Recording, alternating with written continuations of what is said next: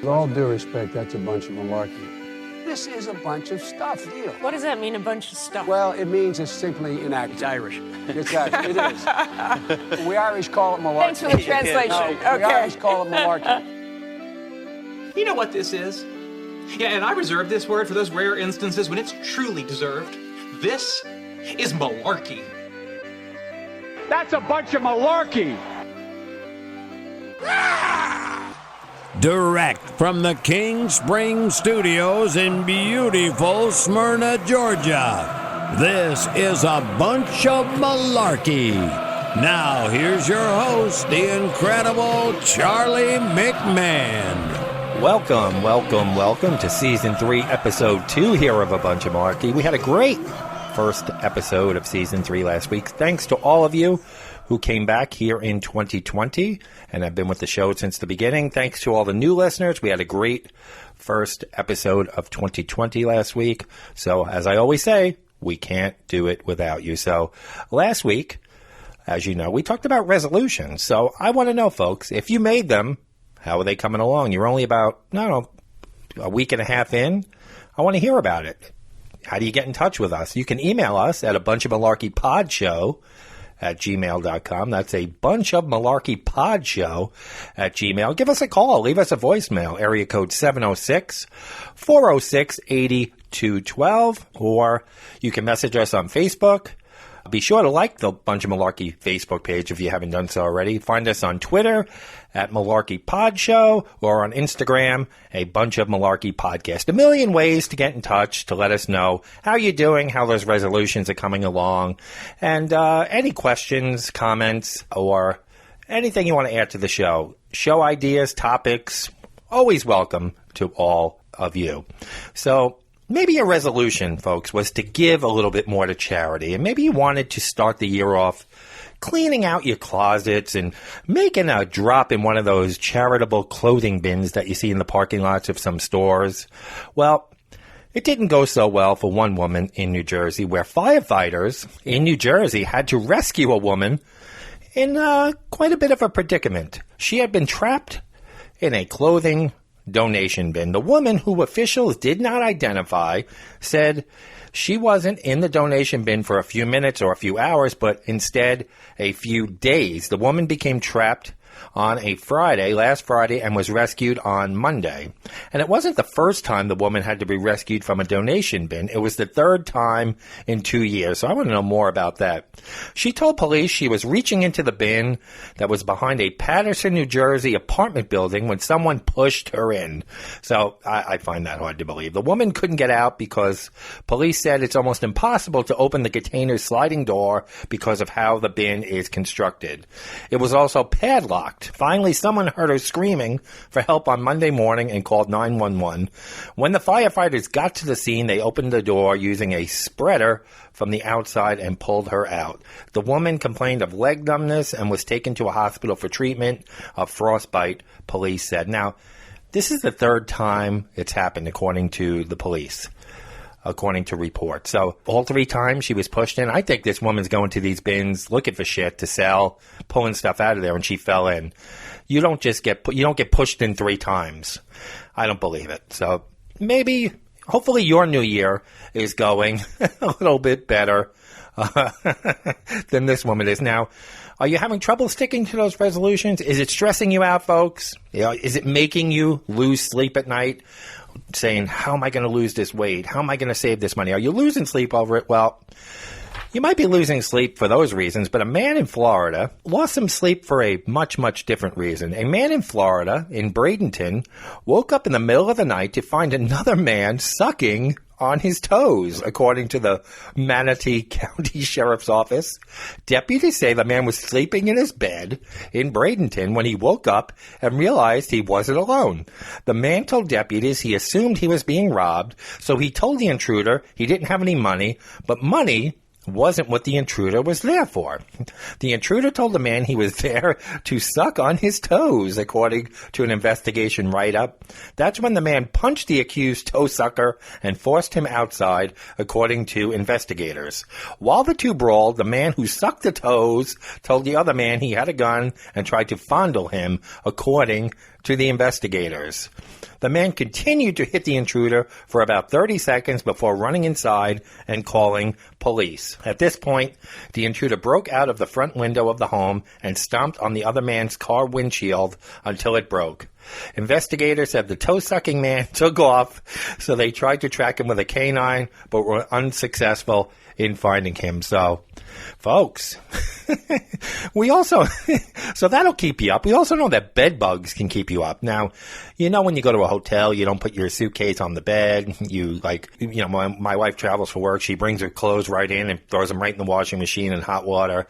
You don't want to bring bed bugs into your house. Well, in a Walmart in Pennsylvania, they're facing a bedbug infestation after someone released the parasitic insects in the men's fitting room, state police said. A manager at the store in Edinburgh found a closed pill bottle with live bugs crawling inside and reported it to the authorities on Thursday. Police said in a release, the bottle was found inside a boy's jacket, which was for sale. We take this seriously and are looking into this, said a Walmart spokesperson. We are fully cooperating with law enforcement on their investigation. On Friday, health safety company Ecolab, or Ecolab, however you say it, confirmed that the insects are indeed bed bugs. An Ecolab employee also reported seeing bed bugs crawling around the men's changing room the same day, according to the police. A Walmart employee later found a second closed pill bottle containing dead bed bugs in the men's department, police said. What the hell's going on here? Edinburgh, in the northwest corner of the state, is near Erie. A third-party pest management service has visited the store, and they are working with them to assess the next steps, the Walmart spokesperson said. In the meantime, we have blocked off the impacted area. State police are investigating the matter and are looking for the person or people responsible. Bedbugs are small, flat, parasitic insects that survive by feeding off the blood of people and animals as they sleep, according to the Centers for Disease Control and Prevention. They do not spread disease but can leave itchy bite marks, which may lead to allergic reaction for some people, while extremely small bedbugs can live for months without feeding. Bedbug infestations are also very expensive to fight. Professional extermination of bedbugs typically costs between $200 and $1,500 per room and often isn't successful. So now, all these things keeping you up. Bedbugs, toe suckers, falling into bins. Now, thank God the weekends are made for relaxation. On the weekends, we like to sleep in, relax, maybe read the paper if you still get the paper, have your coffee. The last thing we want to hear is noise in the neighborhood. You know those leaf blowers, lawn mowers, power tools.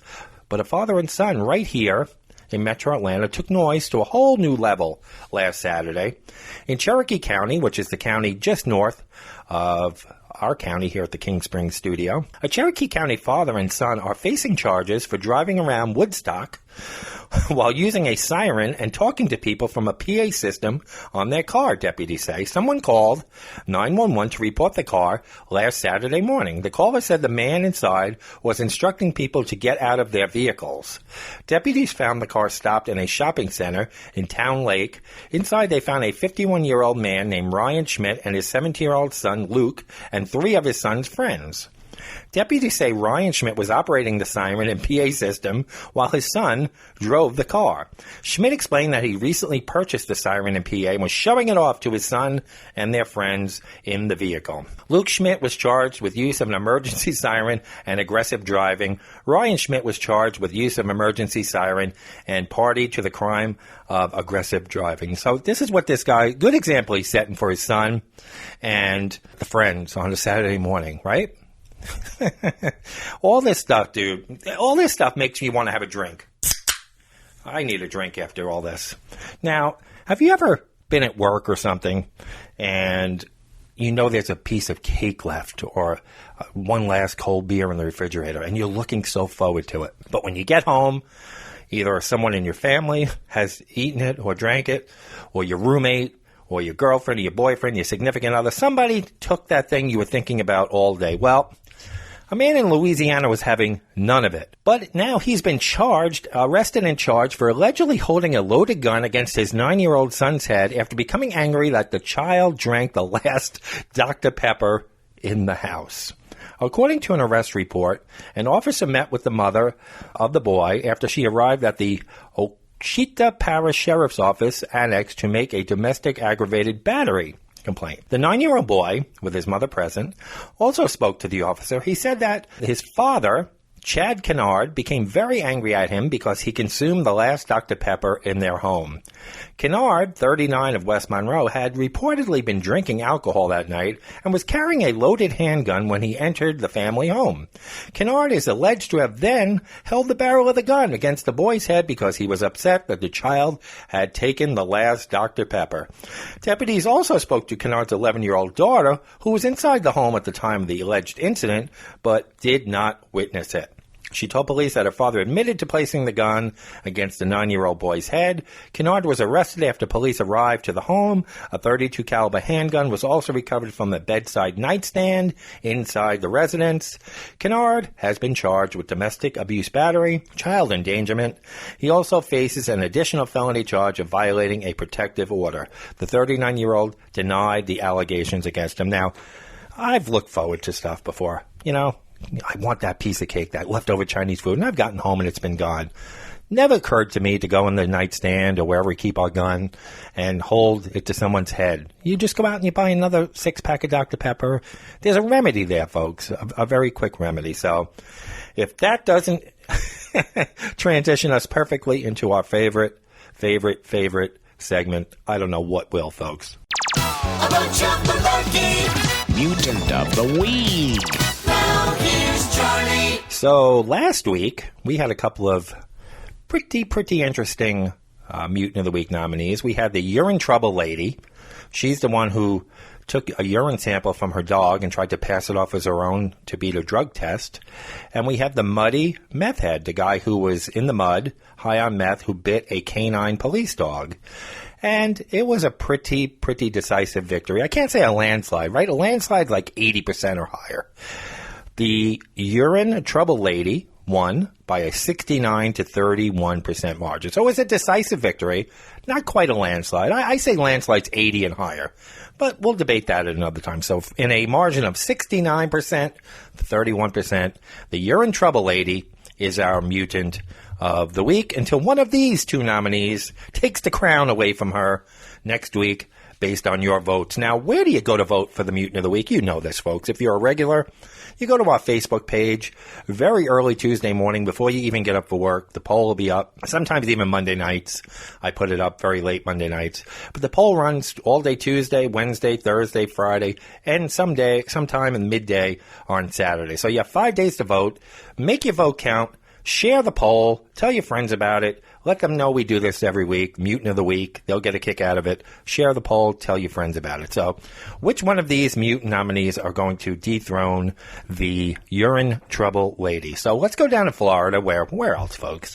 Where a Florida woman, she was arrested for threatening to rob a McDonald's because they did not serve dipping sauce along with her food, a report said on Monday.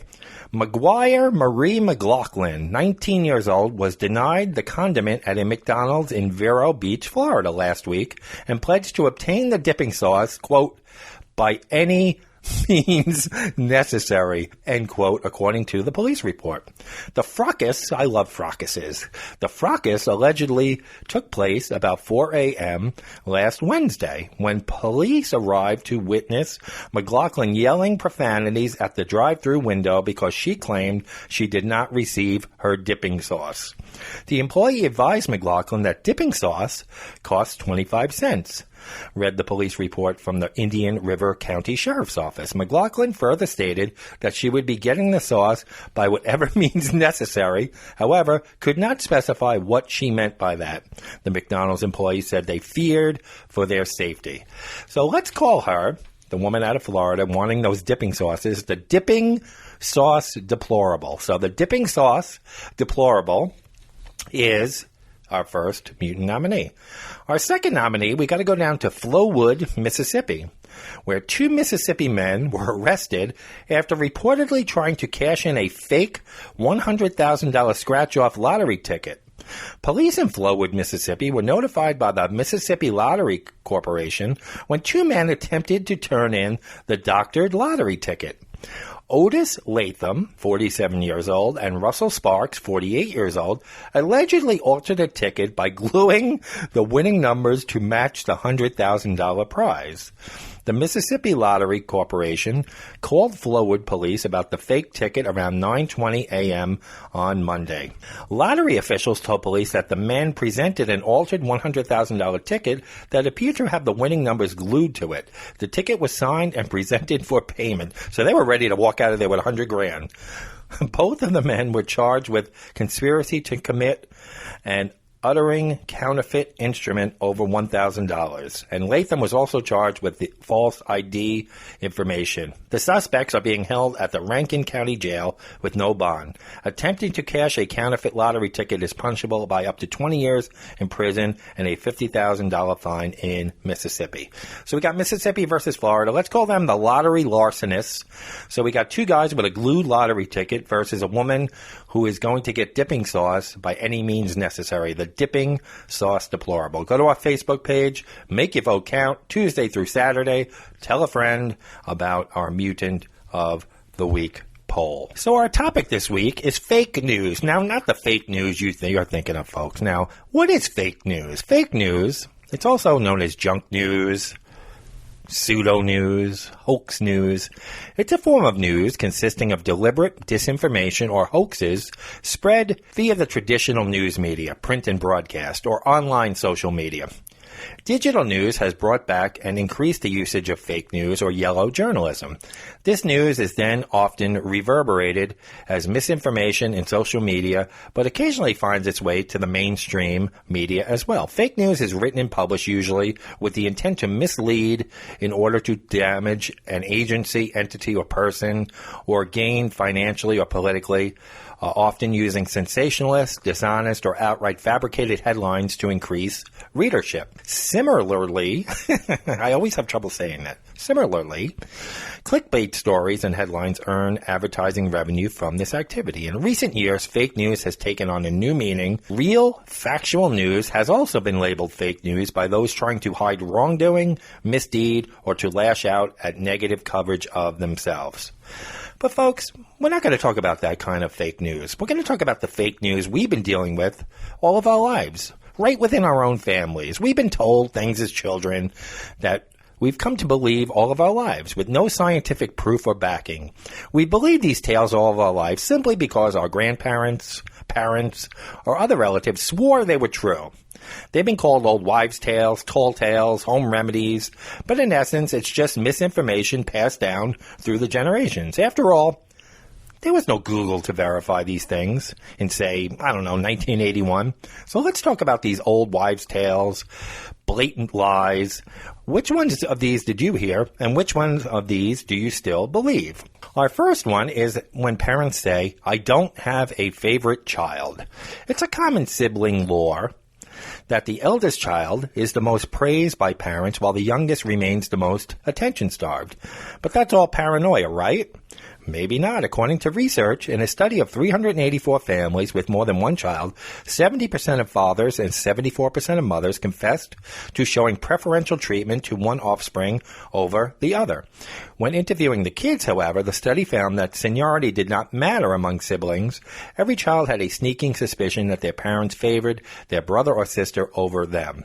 And many of them were right. Now, it's hard to, as a human being, not to like the qualities of one person over another, even though they are your kids. I mean, I don't have children, but we have dogs, okay, who we took in, rescued, love them all. Honestly, love them all. But you like certain personality traits of one dog over the other. Sometimes one dog's a dick, and he kind of rubs you the wrong way, or she. So I can't see how it would be any different with children, where you would say, of course you love them, they're your kids, but one kid's just an asshole, or the personality rubs you the wrong way. So I would say that this is true, where there is preferential treatment. Now, growing up, I was the middle child, older sister, younger brother. I think my sister got favoritism early on because she was the firstborn.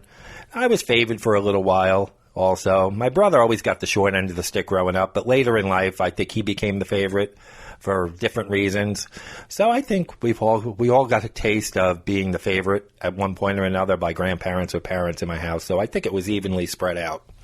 So even though I was the middle child, I don't really complain because I got treated okay.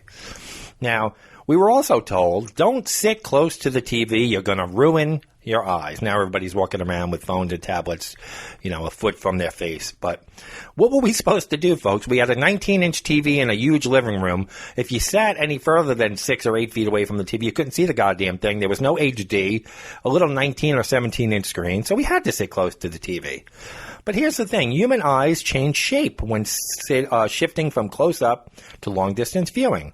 Our eyes lose this flexibility with age, which is why many people develop vision problems later on in their lives. Children's eyes, on the other hand, are at peak flexibility and better at focusing on up-close objects than adults. Still, the eye damage myth may have been true at one point, like in the early 60s, when certain GE TVs emitted 100,000 times the radiation than what federal health standards considered to be safe. Now kids are walking around with tablets, phones, screens, and everything 24/7. So we haven't really gotten away from you're sitting too close to a screen. We're actually probably a bit closer than we used to be. We were also told, if you swallow that gum, it's going to stay in your stomach for 7 years. Remember that? Friends used to tell us that, parents. Nobody knows where this old wives' tale or whatever this lie, this fake news came from, but it sure is easy to repeat. The truth is, gum passes through our digestive system as quickly as anything else does. After swallowing a wad of gum, the body will break down sweeteners and other digestive components, then shoots the rubbery remainder through your intestines, never to be seen again. Not that swallowing gum is good for you. There are next to no nutrients in it, and habitual swallowing can lead to gastrointestinal blockages. So that was more fake news told to us by friends, family, relatives, and whoever. We were also told that we had to eat our vegetables because they will make us big and strong. Perhaps Popeye fed into this myth as well, opening that can of spinach and then kicking everyone's ass, Bluto, Brutus, whatever the fuck his name was. While skipping greens can lead to a serious vitamin deficiency, the big and strong claim relies more on a combination of genetics, physical activity, and all-around balanced diet. Lean protein, calcium, and vitamin D are all crucial to strengthening our muscles, bones, and skin, and are unlikely to be found in veggies alone. Still, this lie does have some psychological merit, as associating positive qualities with positive behavior has proven to work wonders on kids. According to a Cornell University study, 45% of kids chose apples over potato chips when asked, what would Batman eat? So they wanted to do the right thing. Now, we were also told, and we covered this last year on our pool episode in the summer, if you pee in the pool, the water around you is going to turn red because there was a special chemical that detected the urine. For better or worse, swimming pools don't actually contain a dye that will reveal a guilty pisser. However, 52% of people believe they do. They still believe this, according to a PR Newswire.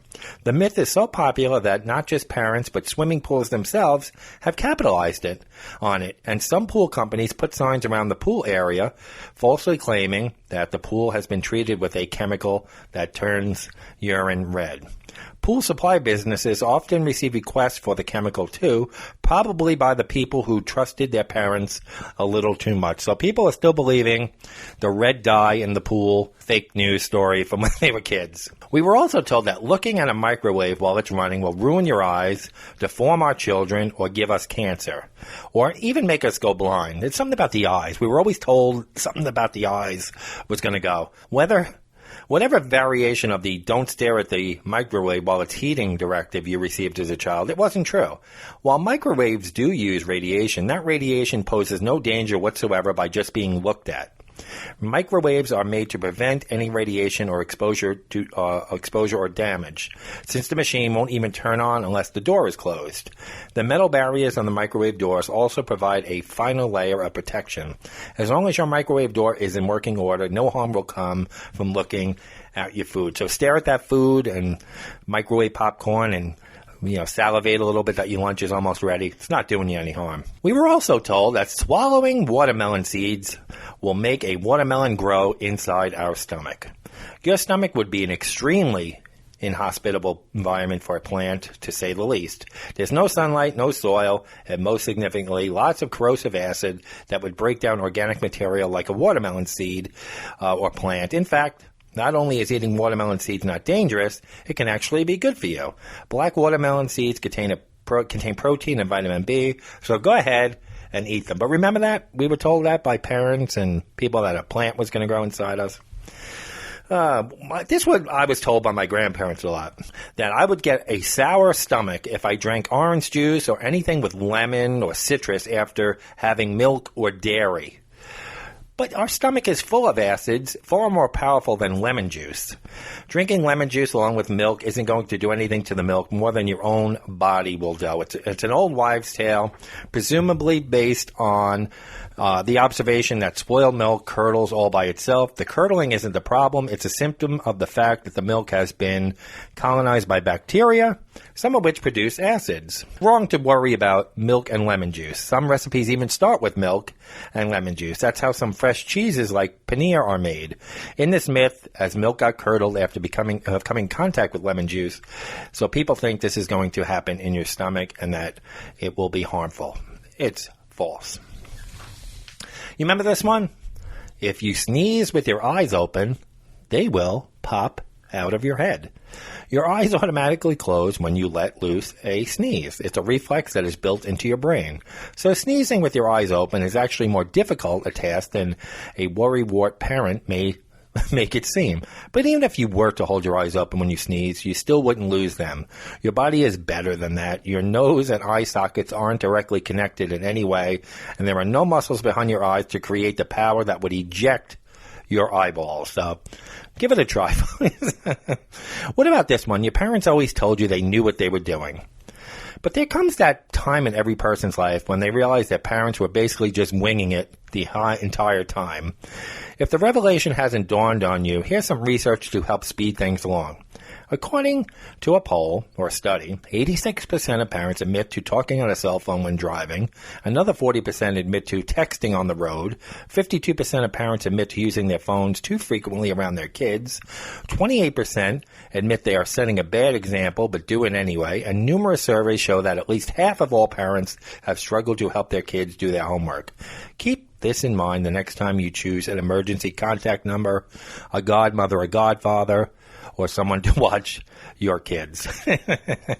So we were also told that eating carrots were going to give us this night vision, make us see in the dark. This one's not all fiction, but it's not exactly and if one then the other situation. The fact is that vitamin A promotes good eye health, and carrots contain beta-carotene, which the body converts to vitamin A. So while it won't increase your visual activity at night or during the day, and there are plenty of other foods that deliver vitamin A like eggs, milk, sweet potato, it's still the best reason we could think of for you to tell your kids to finish those carrots. Every one of them. We were also told, remember we had a pool, or you were at a pool, or you were at the beach, we were told that you can't go swimming for 30 minutes after eating because water would be a danger and you could drown. But eating does not exacerbate the drowning danger. A better reason for them to wait to go in the pool after a meal is to help with the dishes. Now, you don't have to wait 30 minutes or more to swim after you've eaten. Swimming right after you've had something to eat is not dangerous. The concern was that because digestion diverts some of your blood flow from your muscles to your stomach, swimming might somehow inhibit that necessary blood flow, causing cramps so severe that you could drown. Alternately, another version of the myth claims the opposite, that your limbs won't get enough blood flow because your stomach is diverting it, causing you to drown. These concerns are unwarranted because your blood isn't diverted enough to cause any real problems. There are no documented deaths attributed to anyone swimming on a full stomach. But believe it or not, many people were concerned about eating before swimming, that the American Red Cross issued a scientific advisory review in the International Journal of Aquatic aquatic research and education. The review concluded, currently available information suggests that eating before swimming is not a contributing risk for drowning and can be dismissed as a myth. So how did this myth start? It turns out that this rule has been around since at least 1908, when it was included in a Boy Scout handbook. The handbook warned that if boys didn't wait at least 90 minutes before swimming, they would drown. It will be your fault, the manual stated. Where the Boy Scout handbook got the idea isn't known, but it certainly wasn't accurate. Still, the fallacy has doggedly persisted for over 110 years. Here's another one. When your family pet passed away, or if your parents just wanted to get rid of the pet, they would tell you that the family pet went to live on a farm where he could run and play all day. This is when either the parents got rid of the pet or the pet passed away. Dealing with the death of a family pet is never easy, so it's no surprise parents often say the dog, cat, hamster, etc. went to live live happily in a better place with plenty of wide open spaces to run, fresh air, and their favorite treats. It's easier than dealing with the emotionally charged concept of death or explaining why the vet had to put a pet down. But the farm fiction can lead to more fabrications after requests to visit the pet on the farm. We were also told that if we handle a frog or a toad, we were going to get wart. A famous frog once said, "It's not easy being green." And toads too have a bad rap, but you'd have to think of another reason why your son or daughter can't pet a toad, because this one's not true. Children are more likely than adults to get warts, as their immune system has yet to build proper defenses, but nobody ever contracted a wart from handling a toad or a frog. Remember you would make silly faces or cross eyes when you were a kid and with your brothers and sisters, and your parents would tell you, if you keep making that face, your face is going to get stuck like that. That's one of the classics, and it's entirely wrong. Your face muscles are elastic and will always return to their original shape. Imagine what Jim Carrey would look like if that were the case, if that were true. Same held true for crossing our eyes. Now, we're also told, and I never was into this, I hate the sound of it, I think because it's annoying, we tried to get people to stop, that if you crack your knuckles, you're going to get arthritis. It's annoying to hear a tiny child or anyone repeatedly popping their knuckles. But will it result in permanent damage? No. As long as it doesn't cause pain. The cracking of joints, especially knuckles, was long believed to lead to arthritis and other joint problems. However, medical research has not demonstrated such a connection. The cracking mechanism and the resulting sound is caused by carbon dioxide cavitation bubbles suddenly partially collapsing inside the joint. So you're not going to have arthritis if you do that. We were also told, here's another eye one. Parents were obsessed with eyes. Reading in the dark is going to ruin the eyes. Ruin the eye. We should have millions of blind adults walking around because everything supposedly was going to ruin our eyes. But if we read in the dark, we were going to ruin our eyes. Adults will say anything when it's time to get the kids to bed.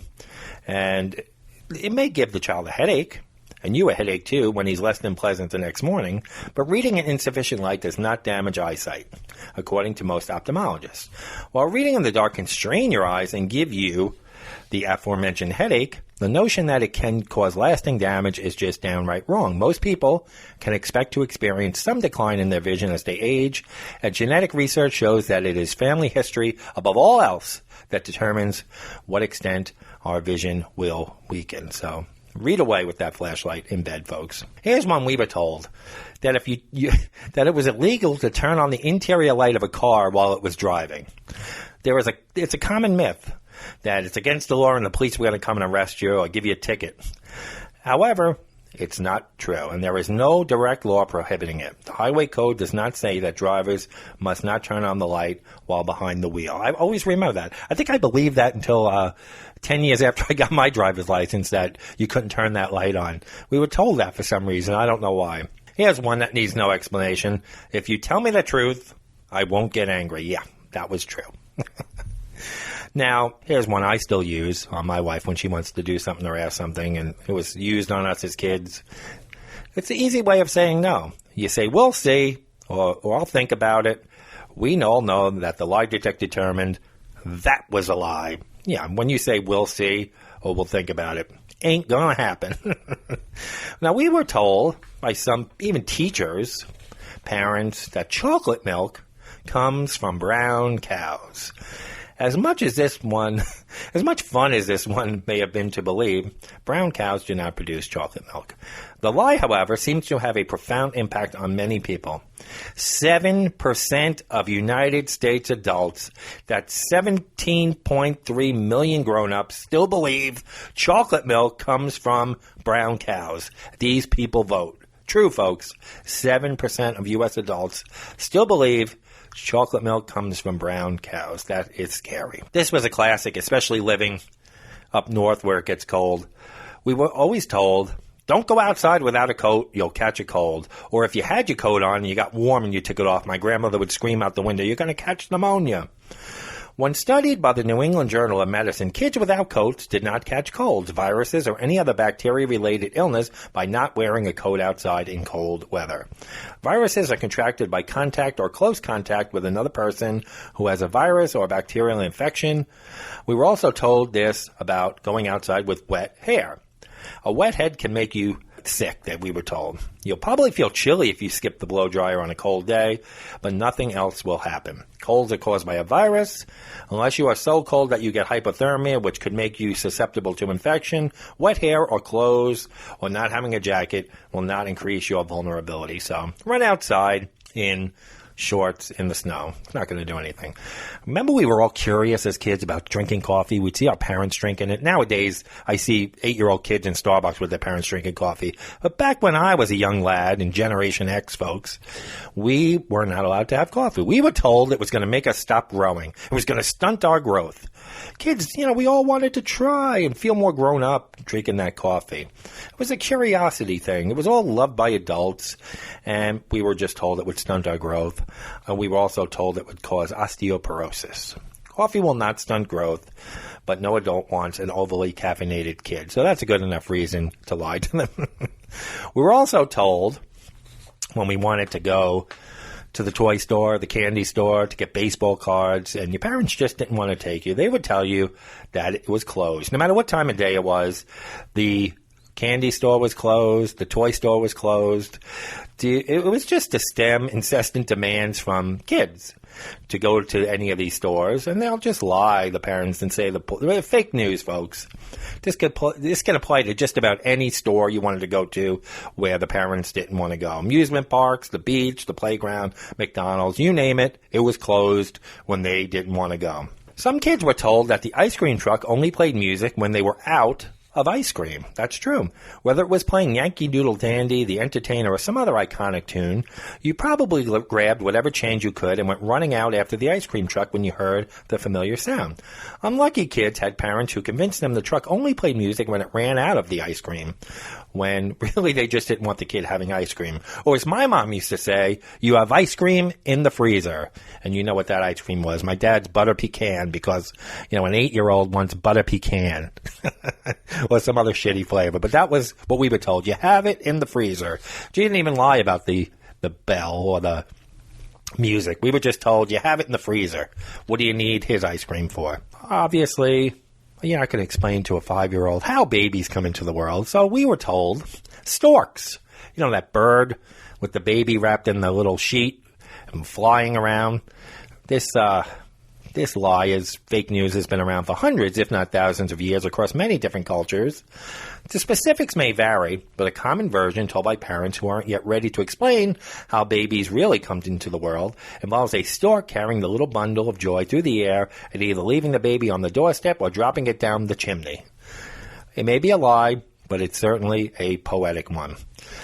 Parents always threatened to leave the store without you, or leave a place without you. This was to get you ready to leave, get you going, get you moving. Were they really going to leave you? Well, my mom. We were also told, especially in the 80s. Now, I've been doing some research lately. I won't tell you why. It's a project I have coming up later in the year. But I've been doing a lot of research about some 80s things, watching a lot of 80s commercials. And there were so many acne commercials, Clearasil, all these different things. But we were told back in the 80s that if you ate chocolate, you would get acne and breakout. And that chocolate consumption and breakouts were hand in hand. But actually, it's not the chocolate that does it. It's the other ingredients in the chocolate, like sugar and dairy, that could lead to breakouts. There's little to no evidence backing the common misconception that chocolate causes pimples or acne, but some of the ingredients in that chocolate may give you a breakout or two. People still say this on Facebook. Terrible things come in threes. We were told that by my grandparents, parents, everybody. Anything can come in threes, folks, if you cherry pick it or frame it a certain way. And it's because it's so easy to convince yourself of the fact that bad things come in threes. After all, this notion is explored pretty much every time a celebrity passes away, and this superstition is so widespread and believed in. But again, you could cherry pick that any way you want. You can look at any point in time and find three. Yeah, it's bullshit. My grandmother and grandfather and mom always said this. If your ears are ringing, someone is talking about you. My mother would say, "Oh, my ear's ringing. Someone's talking. No, someone's talking about you because you're crazy. You create a disturbance everywhere you go. You're a drama queen. That's why people are talking about you." More than 2,000 years ago, Roman philosopher Pliny the Elder used this old wives' tale as an explanation for what doctors now know to be tinnitus, a symptom found in many diseases. Unfortunately, your ears can't tell you what people are saying behind your back, and the only way to actually know whether someone is talking about you is to address them directly. So if your ears are ringing, folks, it isn't somebody talking about you. It's some other underlying medical problem or whatever. I saw this when I worked at the parking lot. People would run if they saw a penny on the ground and say, "It's good luck to pick up a penny." Find a penny, pick it up, all day long, you'll have good luck, is the phrase. But where did that come from? A long time ago, it was thought that medals were gifts from the gods sent down as a form of protection, and seeing a penny made of copper, shiny metal, the currency became associated with good luck. Now it's a simple old wives' tale, but you'd be shocked at how many people used to run through the parking lot when they saw a shiny penny sitting around. An apple a day keeps the doctor away. Rhyming words together doesn't make them true, doesn't cure diseases. Apples are nutritious and have been shown to help with everything from weight loss to nausea, but eating just once a day won't ward off every or even any illness that's out there. We're also told on Thanksgiving that we get sleepy because turkey makes you sleepy. Yeah, you find yourself drifting off after a Thanksgiving dinner. Just don't blame it on the turkey, folks. It's commonly held misconception that stuffing your face with turkey makes you tired. But it's more likely the carbohydrates and alcohol and other things that are mainstays during Thanksgiving that are actually making you tired. The turkey myth stems from the fact that turkey contains the amino acid tryptophan, which also forms the basis of brain chemicals that make people tired. But turkey isn't any more sleep-inducing than any other food. So that's another one that we still believe, right? I hear people say it all the time. You know, you get a cold, a lot of cold and flu going around out there. Scary how much flu is going on around out there on the news every day. But we're told when we have a cold, that good old chicken soup, when we have a cold, it's going to cure it. Just another made-up wives' tale that tackles how to cope with a cold. Unfortunately, it's not true. When you're sick with a cold, slurping down some chicken soup will actually help soothe your sore throat and mask your symptoms for a short while, but it will not cure your illness. Here's one I had to deal with. Bees. You know my bee story. I'm petrified of bees because of all those nests around my property. We were also always told that bees are attracted to the color yellow. Have you ever noticed a bee hovering dangerously close to your yellow shirt, and you instantly long to be wearing that blue one you tossed aside that morning? You're probably familiar with the old wives' tale that bees are only attracted to the color yellow. Surprisingly, however, it's just a myth. According to the New York Botanical Garden, bees perceive color differently than humans, making them able to recognize colors on the lighter end of the spectrum, like yellow or green. On the other hand, bees see all darker colors as black. Due to their limited eyesight, bees are more likely to pollinate lightly colored flowers and gravitate toward light clothing, which in their minds are potential flowers. Bottom line, the next time you wish for a blue shirt to relieve you of your bee's attention, think again. Now, we're also told, people still say this, humans only use 10% of their brain. You know, it's a 10% myth, a common misconception that humans are only capable of using 10% of their brains. This old wives' tale is often cited by people who claim to have psychic powers or access the untapped parts of the brain, and even served as a storyline for the 2014 film Lucy. However, PET scans and fMRIs have proved that this common trope is not actually true. In reality, the entire human brain is consistently active, even when we are sleeping. While this old wives' tale is definitely false, I think the 10% rule still applies to the mutants we showcase here on A Bunch of Malarkey. If they even use 10%, they might be using 5%. Your parents always told you they had eyes in the back of their head to discourage you from doing something wrong while they're not looking. That was a fake news thing. Now, we touched on eyes. We were always told, and the whole Christmas Story movie is based on this, that you were going to poke your eye out. You were playing rough with your sister or brother, you're going to poke your eye out. You shoot a rubber band, you're going to poke your eye out. You do something with a pen. Everything was protection of the eye. There was an obsession with the eye when we were kids. You were going to poke it out. You were going to damage it watching TV. You were going to they were obsessed with eyes. Eat the carrots. There was something about eyes they were obsessed with. So we were always going to poke the eye out. And the last one on the list is that we'll come back another time when your parents just wanted to get you out of a store or get you out of an amusement park and had no intention on returning. The promise of a second trip to the toy store is enough to keep any kid from dragging the shelves along with them on the way out. Even if it never ends up happening, most kids will probably forget about it in 5 minutes anyway. We'll come back another time. And A Bunch of Malarkey will come back another time, and that's next week. But before we go, we hope you enjoyed our fake news segment. Now, see, we could talk about fake news without getting political, so I want to know, what fake news were you told by your parents? What old wives' tale, blatant lies? Some of them are probably really funny that we didn't even mention. Some of them we probably did mention. But in the comments this week, I want to know, and we'll put the question, what lies were you told? Well, what fake news were you given as a kid by your parents to keep you well-behaved or keep you in line or just keep things at peace, or for whatever reason your parents might have told you this fake news? We want to know all about your fake news that you received as a kid. So we'll put up a question, and we want to hear your answers on our little comment. We enjoy the feedback from, we get the same feedback from the same people, and I really appreciate all of you who comment, but we need more people to start talking. So there's so many listeners every week. Every week we're over 10,000, 11,000, sometimes peak at 12,000 listeners, and we get the same 15 to 20 people voting and commenting. So we want to expand that. Start spreading the word. Start interacting, folks. We want to hear more comments and more, but we do appreciate the ones who do come back every week. Now, I want to thank, we have some new patrons this week. Now, what is a patron? If you go to Patreon, patreon.com/abunchofmalarkey, it's our page where you can become a sponsor of the show for $1, $2, $3, $5, whatever you can afford. If you're rich and want to sponsor $50 a month, hey, we're not going to stop you. But whatever you can afford, and that keeps the show commercial-free, ad-free, contributes to our hosting fees. There's a lot of fees that go with a hobby of doing a podcast. You have to pay a company to host where I upload the file every week, and they distribute that out to all the iTunes, Apple Podcasts, wherever we're found. They do all that for us, but I have to pay these people. Equipment, all this stuff, printing costs, ink, paper, all this stuff. So your little contribution every month helps keep the show afloat, especially the ad-free, commercial-free part, because I don't want to have to start going to people to put commercials on here. You don't want to hear commercials. So your little stipend, $1, $2, $5 a month, goes a long way. And we have a few more this week that contributed their monthly donation. So thank you all very much. I won't give you out your names and embarrass you at all, but thank you to the new patrons that we had, a few this week. So thank you very much. Now, I mentioned distribution of the show. Where are we found? We're over on iTunes. We're over on Apple Podcast.